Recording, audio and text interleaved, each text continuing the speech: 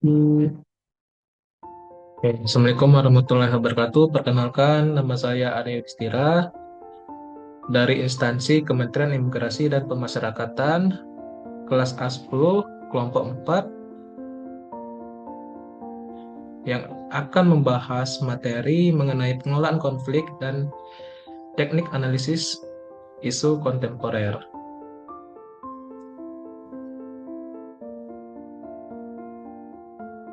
Hmm, Yang pertama, yaitu konflik kepentingan terlebih dahulu yang akan saya jelaskan.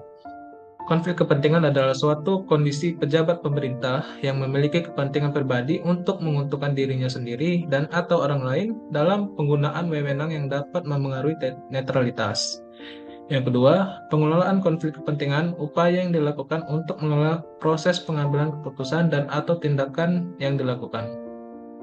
Jenis konflik kepentingan. Yang pertama, konflik kepentingan aktual.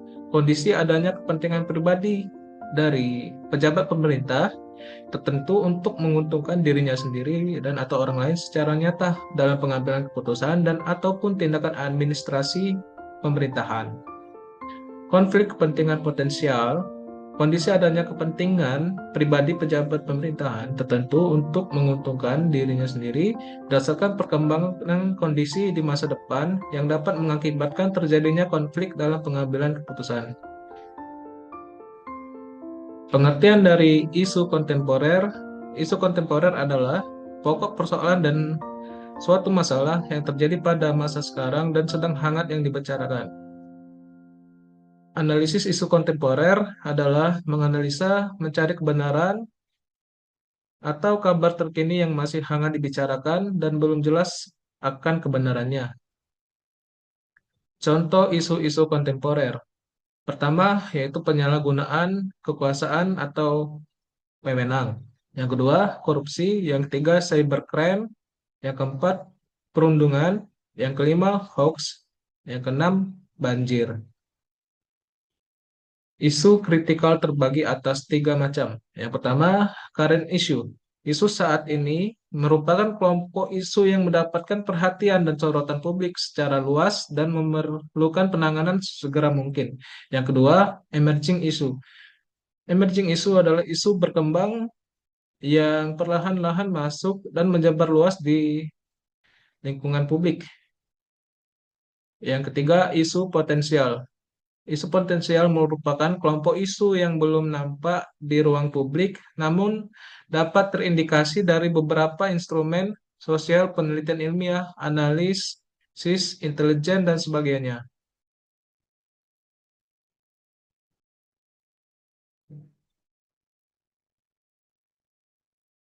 Teknik untuk mengenali isu melalui proses scanning untuk mengetahui sumber informasi terkait isu tersebut dengan cara ada 5 cara. Yang pertama, media scanning. Yang kedua, existing data. Yang ketiga, knowledge orders. Yang keempat, public and private organization. Yang kelima, public at large. Teknik analisis isu ada 2 macam. Yang pertama, teknik tapis isu. Yang kedua, teknik analisis isu. Teknik tapisan yaitu menetapkan rentanan penilaian dari 1 sampai 5 pada kriteria, yaitu aktual, kelayakan, problematik, dan kelayakan.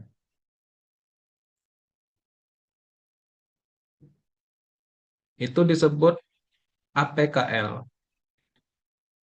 Oke, selanjutnya adapun teknik analisis isu lainnya menggunakan fishbone diagram, menggunakan USG. USG itu adalah urgency, seriousness, and growth. Yang ketiga, SWOT analysis. Yang keempat, MC Namara Theory. Fishbone diagram adalah suatu pendekatan terstruktur yang memungkinkan suatu analisis lebih terperinci dalam menemukan penyebab-penyebab suatu masalah. Penapisan dengan cara USG yaitu untuk mengetahui penyebab masalah yang diperoleh dari metode Fishbone.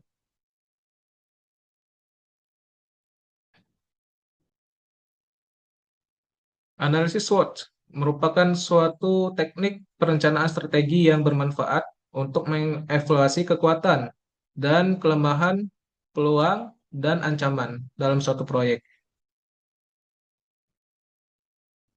Oke,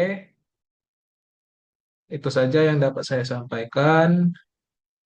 Sekian dan terima kasih. Wassalamualaikum warahmatullahi wabarakatuh.